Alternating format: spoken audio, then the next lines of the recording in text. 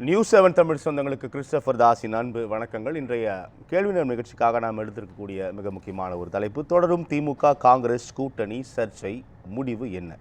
இதன் பின்னணியில் மதுரை தெற்கு மாவட்ட காங்கிரஸ் செயற்குழு கூட்டத்தில் திமுகவை கடுமையாக விமர்சித்த மாணிக்கம் தாகூர், காங்கிரஸ் நிர்வாகிகளை விமர்சிக்க தொடங்கிய RS பாரதி, அமைச்சர் ராஜகண்ணப்பன். இதன் பின்னணியில் தான் நாம் இந்த விவாதத்தை நகர்த்தவிருக்கிறோம்.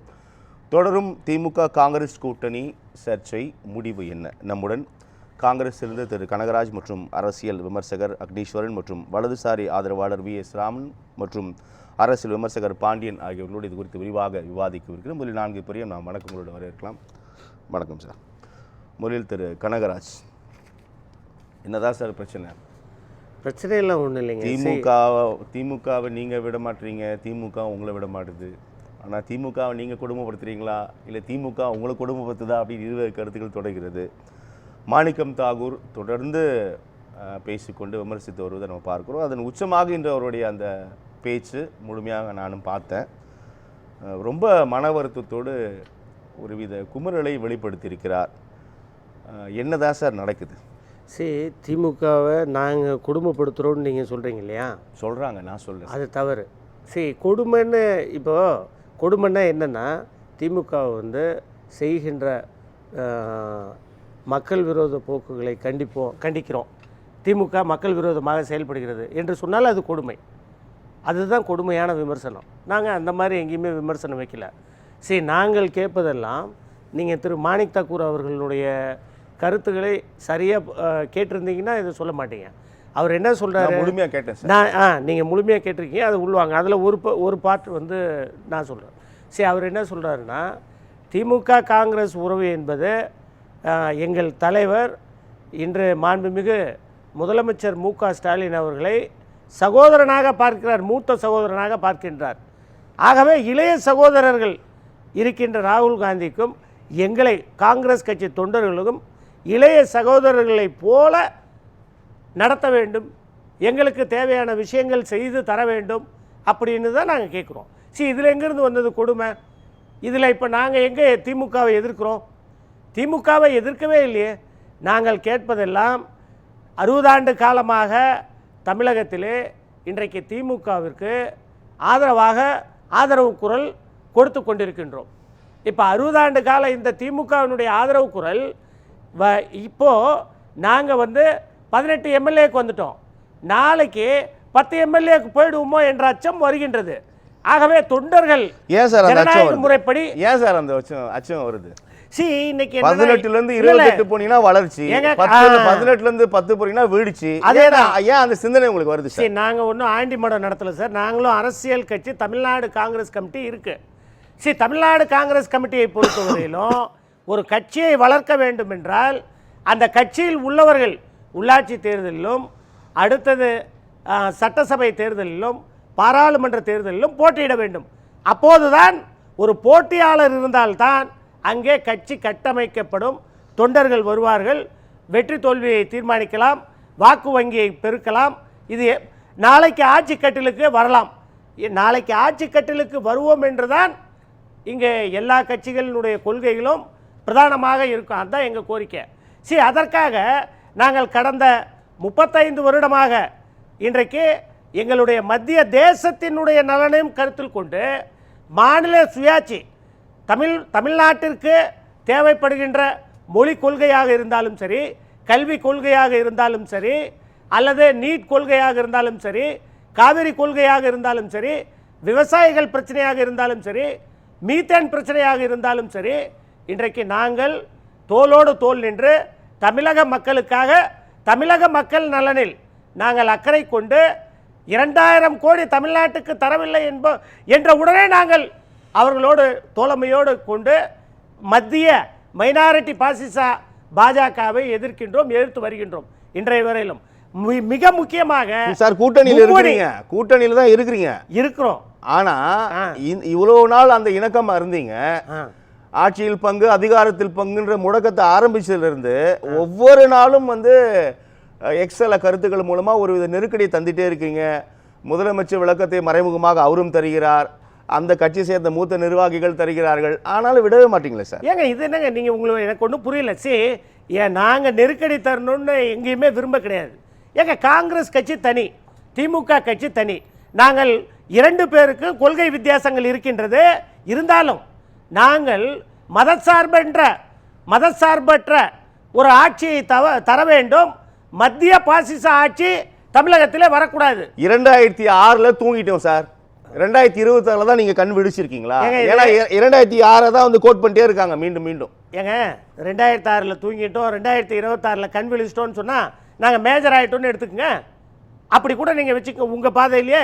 நாங்க இப்ப 26க்கும் 26க்கும் இடைப்பட்டதுல கூட்டணி பயணிச்சிருக்கீங்க. நிறைய சட்டமன்ற தேர்தலை நீங்க எதிர்கொண்டிருக்கீங்க, நாடாளுமன்ற தேர்தலை எதிர்கொண்டிருக்கீங்க, உள்ளாட்சி தேர்தலை எதிர்கொண்டிருக்கீங்க. அப்பெல்லாம் மௌனசாமியா இருந்தீங்க. 26 மட்டும்தான் எங்களுக்கு மரியாதை இல்லை, இப்படி பேசுகிறார்கள் அப்படி பேசுகிறார்கள், ஏன் கொந்தளிக்கிறீங்கன்னு கேக்குறாங்க. இப்போ இதுக்கு காரணம் என்னன்னா, இப்போ 2020 இருந்த அரசியல் வேறு, 2006 இருந்த அரசியல் வேறு, 2026 இருக்கிற அரசியல் வேறு. என்ன வேறு சார்? என்ன வேறுனா இப்ப கட்சிகள் வந்து களம் காண்றது. இன்றைக்கு தமிழகத்தில் இன்னைக்கு நிலைமை என்ன? எந்த ஒரு தனி பெரும்பான்மையான கட்சியாக இருந்தாலும் தனி பெரும்பான்மை பெற்று ஆட்சி அமைக்க முடியும். காங்கிரஸ்கான டிமாண்ட் அதிகமாயிடுச்சுன்னு ஃபீல் பண்றீங்க இப்பதான்? ஃபீல் பண்ணல சார், எங்களுக்குரிய இப்போ அதான் நீங்க சொல்ல வரீங்க. இருக்கலாம். இன்னைக்கு தேர்தல் களம் அப்படி இருக்கு, நாளைக்கு எப்படி வேணா மாறலாம். இன்னைக்கு தேர்தல் களத்தை பொறுத்தவரையிலும் யாரும் நிரந்தர கூட்டணி கிடையாது, நிரந்தர நண்பர்களும் இல்லை, நிரந்தர பயவர்களும் இல்லை. அரசியலே இது அரசியல், இதுதான் அரசியல், இதுதான் அரசியல். காங்கிரஸ் கட்சியை பொறுத்தவரையிலும் நாங்கள் இப்போது என்ன கூறுகிறோம் என்றால், நாட்டு மக்களிடம், தமிழக மக்களிடம் எங்களை பொறுத்தவரையிலும் ஆட்சியில் அதிகாரத்தில் எங்களுக்கு உரிய அதிகாரங்களை கொடுக்க வேண்டும் என்று கேட்கின்றோம். இது எங்களுடைய உரிமை. என்ன கேட்கிறோம்? உரிமை. வாரியம் கொடுங்கள் என்று கேட்கின்றோம், அமைச்சர் கொடுங்கள் என்று கேட்கின்றோம். அமைச்சர் கொடுக்காவிட்டால் வாரியங்கள் கொடுங்கள், வாரியங்கள் கொடுக்காவிட்டால் நீங்கள் இப்போது உயர்நீதிமன்றத்தில் எத்தனை வழக்கறிஞர்கள் இருக்கின்றார்கள்? காங்கிரஸ் கட்சி இல்லையே, சொற்பமாக இருக்கின்றது. அதுவும் நாங்கள் கொடுத்த கடிதத்தில் வரவில்லை. அதே போல நீங்க ஐஎன்டியூசியில் இருக்கிற ஒரு டிரைவரு கூட இன்னைக்கு ஓடி இல்லை, சின்னது ஓடின்றது. அதாவது ஹெல்த் ரீசனுக்காக ஓடி கேட்பாங்க, அந்த மாதிரி எந்த ஃபெசிலிட்டியும் இல்லை. நாங்கள் இப்போ என்ன கேட்குறோம்? அறங்காவலர் குழு திரு மாண்புமிகு அறநிலைத்துறை அமைச்சர் அவர்கள் வகிக்கின்ற பதவியில் அறங்காவலர் இதில் எத்தனை காங்கிரஸ்காரர்களுக்கு இப்போ அறங்காவலர் குழு தலைவராக இருக்கின்றார்கள்? இல்லை. இப்போ அதே போல் 28 அமைச்சர் இதுலேயும் நாங்கள் எதுலேயுமே இல்லை. நாங்கள் எதில் இருக்கோம்னா 18 எம்எல்ஏவாக இருக்கின்றோம், அவ்வளோதான். எங்களுக்கும் மக்களுக்கும் நேரடி தொடர்பே இல்லை. எப்படி கட்சி வளர்ப்பது? நாங்கள் என்ன ஆசிரமமாக வச்சு வளர்த்துறோம்? இல்லையே. எங்களுடைய குரலெல்லாம் நாங்கள் இப்போ திமுக வேண்டான்னு சொல்லியே, திமுகவோட கூட்டணி இந்த நிமிடம் வரை வேண்டாம் என்று நாங்கள் எங்குமே அறிவிக்கலையே. நாங்கள் கேட்பதெல்லாம் எங்களுக்குரிய ஒரு பங்கு, அதிகாரத்தில் பங்கு, மினிமம் காமன் ப்ரோக்ராம். என்ன கேட்குறோம்? எங்களுக்கு தர வேண்டிய சிறு சிறு விஷயங்களை, உள்ளாட்சியில் அதிகப்படியான இடங்களை கொடுங்கள், நாங்கள் கட்சியை வளர்க்க வேண்டும். இன்றைக்கு டெப்டி மேயர் ஒன்று தான் இருக்கு, 2 மேயர் இல்லை. 110 எம்எல்ஏவில் இருந்தவங்க 65 எம்எல்ஏ. திமுக எம்பி கனிமொழி அவர்கள் ராகுல் சந்தித்தார்கள் 28ஆம் தேதி. இந்த மாதம் 10ஆம் தேதி உங்களுடைய மாவட்ட நிர்வாகிகளுக்கான பயிற்சி முகாம் நடைபெற்றது. ஆனால் அதில் முழுக்க கூட்டணி சார்ந்து தான் பேசினாங்க அப்படின்னு நமக்கு தகவல் வச்சுங்க. அப்போ அதுலேயும் இதுதான் அந்த கோரிக்கை வச்சுருப்பீங்க. அப்போ உங்கள் தலைவர் என்ன சொல்லியிருப்பாருன்னு கேட்குறேன். எங்கள் தலைவர், தமிழ்நாடு காங்கிரஸ் கமிட்டி தலைவர் திரு, உங்களோட நேஷனல் லீடரே சொல்கிறேன். அகில இந்திய காங்கிரஸ் கட்சியை பொறுத்தவரையிலும் அவர்கள் இன்றைக்கு மாண்புமிகு முதலமைச்சர் மு.க. ஸ்டாலின் அவர்கள் ஒன்று கூறினார்கள், விரைவில் தேர்தல் குழு உங்களோட பேச்சுவார்த்தை தொடங்கும்னு சொன்னாங்க. அந்த புள்ளியில் தான் நிற்கிது. இப்போ எத்தனை நாளாவது நாங்கள் இப்போ காத்துட்ருக்கோம்? ஒரு கிட்டத்தட்ட 60-50 நாட்களாக 70 நாள் ஆயிடுச்சு. உங்க மாநில தலைவர் இதை சுட்டி காட்டுறாரு. நாங்க இப்போ டெல்லி சந்திப்புக்கு மறுநாளே உடனே வந்து இங்கே வந்து முதலமைச்சர் அறிவிக்கிறாரு. அதைத்தான் நாங்கள் என்ன சொல்கிறோம், நாங்கள் காத்துக்கிட்டு இருக்கோம். பேச்சுவார்த்தை குழு அமைத்த பிறகு பேச்சுவார்த்தை சுமூகமாக முடியுமா அல்லது என்ன? காத்துட்டு இல்லையே சார். 22ஆம் தேதி சொல்லியிருக்காரு. 22ஆம் தேதிக்கு இன்னும் சில தினங்கள் இருக்கு. அது வரைக்கும் நீங்க காத்துட்டு இல்லையே. அதுக்கு இடையில திரும்பி மாணிக்கம் தாக்கர் அதே பழைய பாடுகிறார். பிரவீன் பல்லவி சக்கரவர்த்தி இல்லைங்க. சொல்றாரு 5000 ரூபாய் கொடுத்துடலாம் நீங்க இருங்க, ஆட்சி இருங்க. பிடிக்க நம்பாதீங்க, அதெல்லாம் மூட நம்பிக்கைன்றார் சார். ஏங்க இருங்க சார் கூட்டணியில இருந்து இப்படியாம சார் பேசுவீங்க? ஏங்க கூட்டணியில் இருக்கிறவங்க நெல்லிக்காய் மூட்டைன்னு பேசலையா? நெல்லிக்காய் மூட்டைன்னு யார் அந்த வார்த்தையை பேசினா? அதை விட்டுருவோம். கூட்டணி வேண்டான்னு பிஜேபியோட ஒட்டும் உறவும் வேண்டான்னு சொன்னது யாரு? இன்னைக்கு யார் கூட்டணி வச்சிருக்கா? யார் வச்சிருக்காங்கன்னு நாட்டு மக்களுக்கு நல்லா தெரியும். யாரை வேண்டாம், கூட்டணியே வைக்க மாட்டோம், ஐயோ பெரிய சுமையை நம்ம இறக்கி விட்டோம், இனிமே அவங்க வேண்டவே வேண்டாம் அப்படின்னு சொன்னவங்க மத்திய மைனாரிட்டி ஆட்சி கட்டில் இருப்பவர் தான் தேசிய ஜனநாயக கூட்டணியை தமிழ்நாட்டில் அமைச்சிருக்காரு. அது ஊரறிந்த உண்மை, அதை யாரும் மறுக்க முடியாது. ஸோ நாங்கள் இடியை வைத்தோ சிபிஐ வைத்தோ இன்கம் டேக்ஸை வைத்தோ கூட்டணி அமைக்கல. எங்களுடைய கூட்டணி எல்லாம் மதசார்பற்ற கூட்டணி, எங்களுக்கு ஜனநாயகத்தை காக்க வேண்டிய கூட்டணி.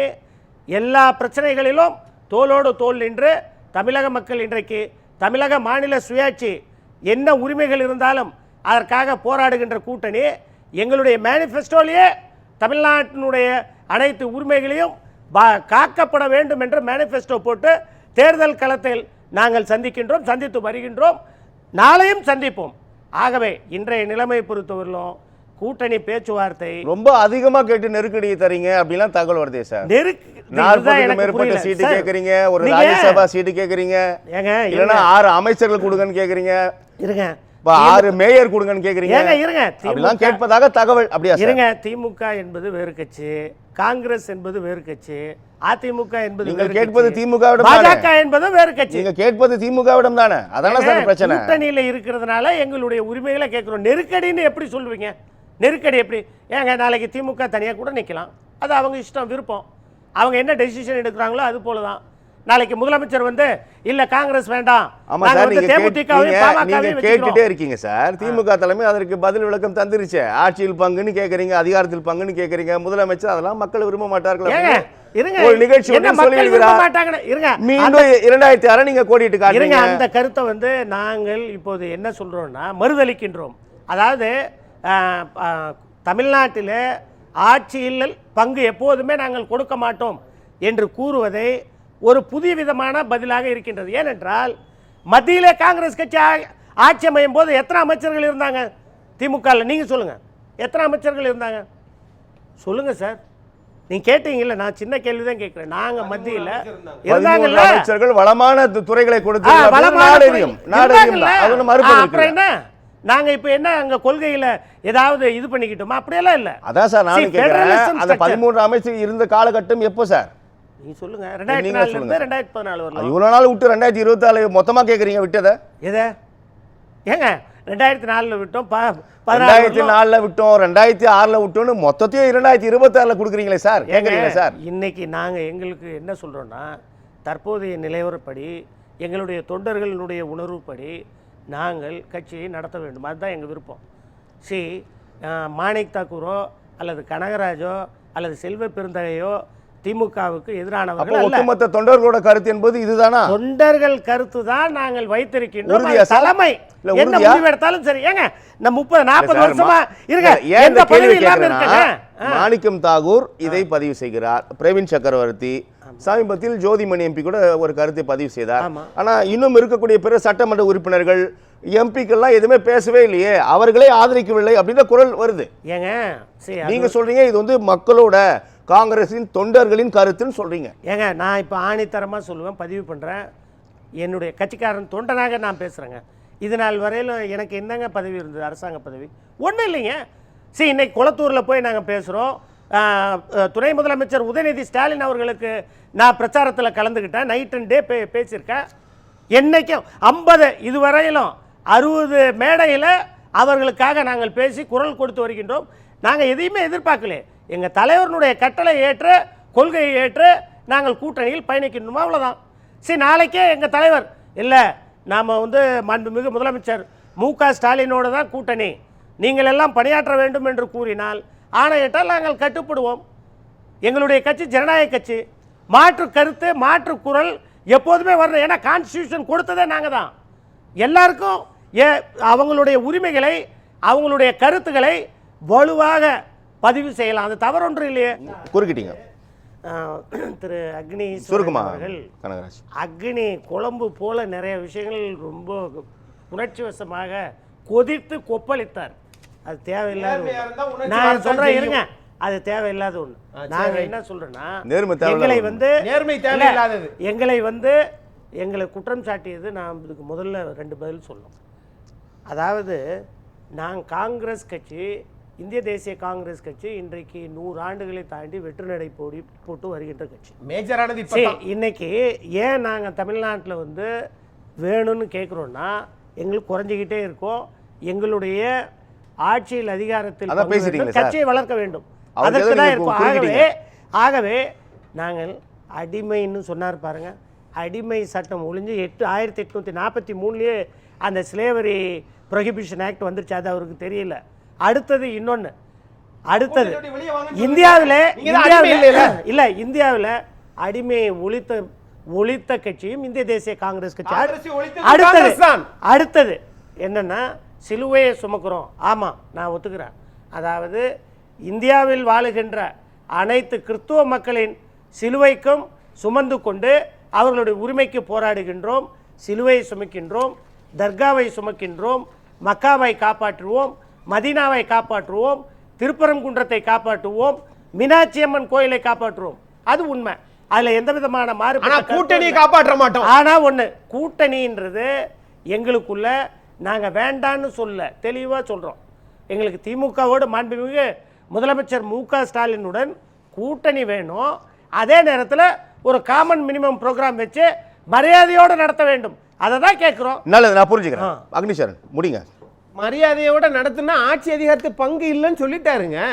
நீங்க விசிகாவில் துணை பொதுச் செயலாளர் திரு ஆதவ் அர்ஜுன் அந்த கட்சிக்கு வந்ததே திமுகவிலிருந்து இயக்கி உருவாக்கி கொண்டு வந்தது தான். அங்கிருந்து தான் வந்தாரு.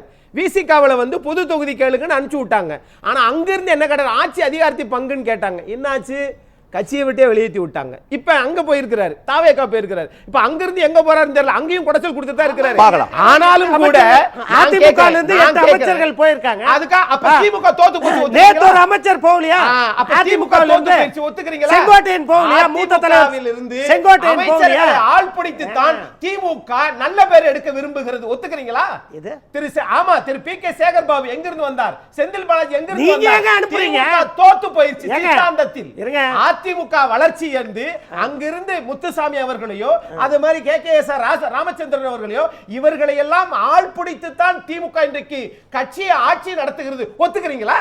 ஆள் பிடிப்பு சொல்றது தவிர ஏன் போனாங்க? அதுக்கு பதில் சொல்லுங்க. ஏங்க வெற்றி கூட்டணி இருங்க. நான் கேட்பது ஒரே கேள்விங்க. பிஜேபி ஏடிஎம்கே வெற்றி கூட்டணி போறாங்களா? இருங்க, போறாங்களா? இருங்க, ஆனா நீங்க கெஞ்சுறீங்க. இருங்க, சும்மா மடை மாத்தாதீங்க. பிஜேபி ஏடிஎம்கே வெற்றி கூட்டணி அது தேவையில்லைங்க. ஏன் அமைச்சர் வெளிய போணும்? விட்டு வெளியேறுமா வெளியேறாதா? ஏன் அமைச்சர் வெளிய போணும்? காங்கிரஸ் திமுக விட்டு வெளியேறுமா வெளியேறாதா? செங்கோட்டையன் ஏன் போறாரு? எய்தவர் யார்? செங்கோட்டையன் போய் ஏன் போறாரு? செஞ்சாத்து கோட்டையா போறது மாதிரி பேசிட்டீங்க. பன்னீர்செல்வம் செங்கோட்டையன் தாங்க போய் இருக்காரு. செஞ்சாத்து கோட்டையா போனது மாதிரி பேசிட்டீங்க. நம்ம பேசலாம். நீங்க கூட்டணி விட்டு வெளியேறுவீங்களா மாட்டீங்களா? நம்ம பேசலாம். மாணிக்கம் தாக்கூர் இதோட பேச நிறுத்துவாரா நிறுத்த மாட்டாரா? அண்ணன் செல்வ பெருந்தகை இதுவரைக்கும் அமைதியா இருக்காரு. அவரை இயக்குவது பாஜக ஒரே நிமிஷம் அல்லது தாவேகா? அக்னேஸ்வரன் கனகராஜ் என்ன கேக்குறாரு, போய் விட்டார்கள் அப்படின்றீங்க, நீங்க சரியில்லை, உங்களை பிடிக்கல, அங்க போயிட்டாங்க, ஏன் சார் விட்டுட்டீங்கன்னு கேக்குறாரு. அதத்தான் நானும் கேக்குறேன். அதுக்கு பதில் சொல்லுங்க, நம்ம அடுத்தது போலாம். திமுக இல்ல, நான் இப்ப சொல்றேன். ஆனா அதுக்கு நீங்க என்ன சொல்றீங்கன்னா இழுக்கிறார்கள்ன்றீங்க. திமுக எங்களுக்கு காங்கிரஸ் போனாலும் பரவாயில்ல, ஆட்சி ஒத்து வராதுன்றாரு. திமுக வெளியேறுமா வெளியேறாதா? அல்லது பேச்சுவார்த்தை இனிமேல் பேச மாட்டோம், எதிர்த்து பேச மாட்டோம் சொல்லுவாங்களா மாட்டாங்களா? சொல்லவே இல்ல. என்ன கேள்வி நீங்க கேளுங்க. அவர் இப்ப கேட்டாரு, நானே கேட்கல. என்ன கேள்வி நீங்க கேளுங்க. நான் கேட்கிறேன் பிரதர், ஆவேசப்படாதீங்க. ஒரே ஒரு கேள்வி தான். என்ன கேக்குறீங்க? கேளு தலைவா, சொல்றேன். சீக்கிரமா பேசுங்க. அதாவது என்ன கேள்வினா, இப்போ பாஜக ஸ்ட்ரைட்டா கேள்வி கேளுங்க. கேள்விதாங்க, இருங்க, சும்மா கத்த வேண்டாம். கேளுங்க. நான் என்ன கேள்வி கனகராஜ் நானே கேட்றேன். நீங்க திமுக இருந்து அதிமுக போனாங்கன்னு சொன்னீங்க. என்ன குழப்பற மாதிரி கேள்வி இல்ல சொல்றேன். இல்ல நீங்களே கேளுங்க. நான் சொல்றேன். பாஜக நம்ம பிரேக் அப்புறம் பேசலாம். வெற்றி கூட்டணி ஏன் அதிமுகவில் இருந்து நேற்றைய தினம் ஒரு அமைச்சராக மைனாரிட்டி அமைச்சராக இருந்தவர்கள் வெளியேறினார்கள்? அவ்வளவுதான். நீங்க ஆர்எஸ்எஸ்க்கு ஆதரவாக நீலோஃபர் கபில் பிரவீன் திமுகவை சக்கரவர்த்தியை போனதை கேட்கிறார். ஆர்எஸ்எஸ்க்கு ஆதரவாக இருக்கிறார்னு சொல்லி சரி செல்வப்பெருந்தை கேட்டார் இல்லையா? பிரவீன் சக்கரவர்த்தி அவர்களையே தமிழக காங்கிரஸ் நீக்க முடியாதவர்கள் அதிமுகவில் இருந்து ஏன் போனாங்கன்னு கேட்பது இதுக்கு ஒண்ணுமே இல்ல, சொல்ல அதுக்கு முடியாது. பதில் அது இல்லையே. எதுக்கு பதில்? நீங்க அவர் கேட்டதுக்கு ஒரு பதில் சொல்லுங்க. ஏங்க அவரால பதில் சொல்ல- ஆளுங்கட்சியா இருக்கிற போது முன்னாள் அமைச்சர்கள் போகத்தான் செய்வாங்க. நல்லது, நல்லது. நல்லது. ஆனா ஆட்சி அதிகாரத்தில் பங்கு இல்லைன்னு சொன்னதுக்கு பிறகும் காங்கிரஸ் மீண்டும் மீண்டும் திமுக விட்டு வெளியே வராமலே இருக்குது. நல்லது, உங்க பதிலா புரிஞ்சுக்கிறேன். ராமன் குறுக்கிட்டீங்க, சுருக்கமா நான் break. கனகராஜ் சொல்றாரு பாஜக அதிமுக இருந்து முன்னாள் அமைச்சர் ஏன் போறாங்கன்னா அது ஒரு அரசியல் நிலைப்பாடு. இப்ப நாங்க என்ன சொல்றோம்னா தேசிய அளவில் 25க்கு மேற்பட்ட காங்கிரஸ் கட்சியினுடைய முன்னாள் குலாம் நபி ஆசாத் உள்பட 25 மேற்பட்ட பல தலைவர்கள் காங்கிரஸ் கட்சியை விட்டு ஓடிட்டாங்களே. அதுக்கு நீங்க என்ன சொல்றீங்க? காங்கிரஸ் கரையான் கட்சி 2017 பிறகு மக்கள் இந்தியாவில் கைகொள்ளி விட்டார்கள். கைக்கு வேலையில்லை, தேசம் முழுவதும் காவி சாம்ராஜ்யம் வீசுகின்றது என்பதை நினைத்துக் கொள்ளுங்கள். பிரதான எதிர்க்கட்சி காங்கிரஸ் தானே. கனகராஜத்திற்கு பதில் சொல்லுவார். அதாவது மக்கள் தீர்ப்பு இன்றைக்கு நீங்கள் இப்போ முடிவுகள் வந்து தாவேகா தீர்ப்பாக இருக்கின்றது. ஆகவே எங்கள் தீர்ப்பு மக்கள் தீர்ப்பாக தான் இருக்கும் என்பதில் எந்த விதமான சந்தேகமும் இல்லை. ஆக ரொம்ப தற்கொலை என்பது ஜெனியூனா உங்க கேள்விக்கான பதிலையும் சொல்லிட்டாரு. அவர் கன்க்ளூடும் பண்ணிட்டார் கனகராஜ். ராமன் மக்கள் தீர்ப்பு தொடர்பாக 51% தாவேக்கான்னு சொன்னதனால காங்கிரஸ் தாவேக்கிட்ட போக போகுதுன்றத தெளிவா சொல்ல இல்லைங்க, முடியாது. நான் மக்கள் தீர்ப்புன்னு சொல்றேன். மக்கள் தான் மக்கள் தீர்ப்பு தீர்ப்பு வச்சிருக்காங்க. மக்கள் அப்படிதான் எப்போதும் புரிஞ்சுக்கணும் கனகராஜ். சரி, நான் இப்ப- இல்ல, இல்ல, திரும்பவும் நீங்க சாரி குழப்புறீங்க. இல்ல, இல்ல, உண்மைதான். நான் தெளிவா சொல்றேன். மக்கள் அதான் தீர்ப்பு இருங்க, இருங்க. மக்கள் தீர்ப்பு தாவேக்கா தீர்ப்பு. ஆனா எங்களுடைய தீர்ப்பு மக்கள் தீர்ப்பு. அவ்வளவுதான். மக்கள் ரெண்டு தீர்ப்பு ஒண்ணுதான். என்னவோ அதுதான் எங்கள் தீர்ப்பு. ரெண்டு ஒண்ணுதான். நீங்க சொன்ன மாதிரி அவரு சொல்லிட்டாரு. எஸ்